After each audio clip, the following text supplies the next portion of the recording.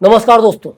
जब सत्ता में बैठे नेता या मंत्री किसी के पीछे पड़ जाएं तो उसे किस हद तक तबाह और बुरी तरह से बर्बाद कर सकते हैं, इसका जीता जागता उदाहरण है इसरो के महान वैज्ञानिक नंबी नारायण।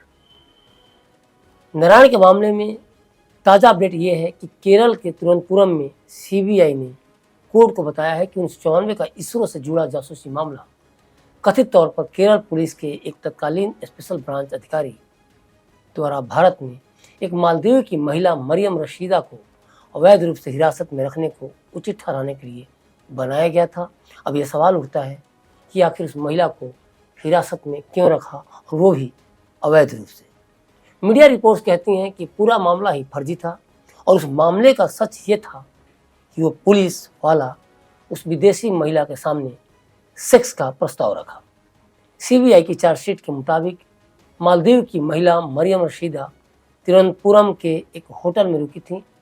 तब बतौर सीआई का काम कर रहा एस विजयन उसी होटल में पहुंचा था। मीडिया रिपोर्ट्स कहती हैं कि विजयन मरियम रशीदा के कमरे में घुस गया और उसके साथ यौन संबंध बनाने की कोशिश की थी, और जब उस महिला के साथ वो अपनी हवस नहीं मिटा सका तो उसने पहले महिला के सारे कागजात जब्त कर लिए और फर्जी केस में उसे गिरफ्तार कर लिया।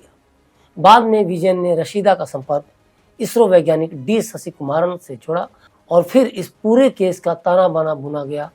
फिर इस मामले में इसरो के अन्य वैज्ञानिकों को भी घसीट लिया गया। पूर्व अंतरिक्ष वैज्ञानिक नंबी नारायण को भी इस मामले में झूठा फंसाया गया था। तो चलिए जानते हैं सीबीआई ने अपनी चार्जशीट में आखिर कहा क्या है। सीबीआई कहती है कि इसके बाद विजयन को पता चला कि वह इसरो के वैज्ञानिक डी शशि कुमारन के संपर्क में थे, और इसके आधार पर रशीदा और उसकी मालदीव की दोस्त फौजिया हसन पर निगरानी रखी गई।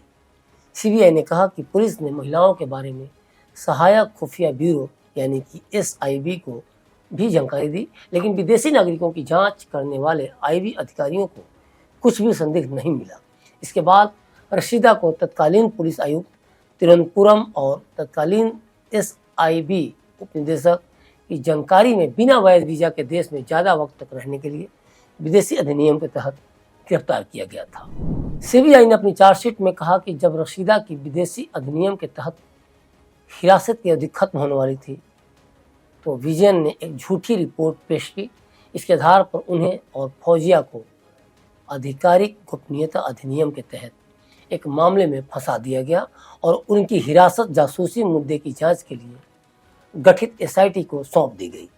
इसके बाद एसआईटी क्या करती है, वो नंबी नारायण सहित इसरो के 4 वैज्ञानिकों को गिरफ्तार कर देती है। सीबीआई ने अपनी चार्जशीट में यहाँ तक कहा कि शुरुआती गलतियों को बनाए रखने के लिए पीड़ितों के खिलाफ झूठी पूछताछ रिपोर्ट के साथ एक और मामला शुरू किया गया।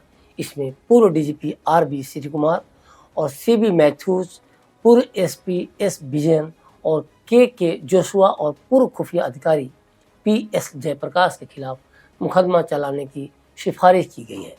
एजेंसी ने उन पर आईपीसी की कई धाराओं के तहत आरोप लगाए हैं, जिनमें धारा 120 बी यानी कि आपराधिक साजिश, 342 यानी कि गलत तरीके से बंधक बनाना, 323 यानी कि स्वेच्छा से चोट पहुंचाना, 330 यानी कि स्वीकारोक्ति करवाने के लिए स्वेच्छा से चोट पहुंचाना, 167 यानी कि लोक सेवक द्वारा गलत दस्तावेज तैयार करना, 193 यानी कि झूठी गवाही देना और 354 यानी कि महिला की गरिमा को ठेस पहुंचाना शामिल है। जब इस मामले में नंबी से बात की गई तो उन्होंने कहा कि एक व्यक्ति के तौर पर उन्हें इस बात की चिंता नहीं है कि चार्जशीट में शामिल पूर्व पुलिस और आईबी अधिकारियों को दंडित किया गया है नहीं, क्योंकि मामले में उनकी भूमिका खत्म हो चुकी है।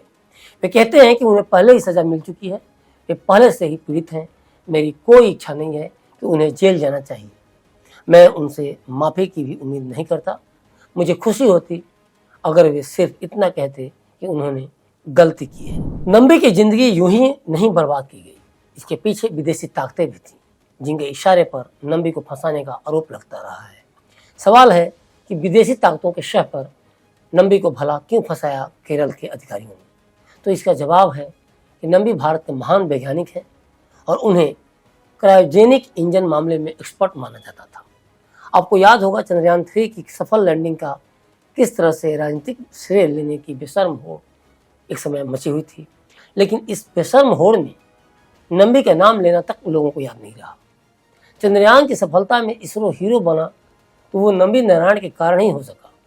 आज नंबी नारायण को न्याय मिल गया है, लेकिन सच्चाई तो ये है कि प्रसिद्ध और तत्कालीन इसरो वैज्ञानिक नंबी नारायण को तत्कालीन कांग्रेस सरकार ने झूठे जासूसी केस में फंसाकर जेल में न डाला होता तो भारत चंद्रयान अभियान में कब का सफल हो जाता।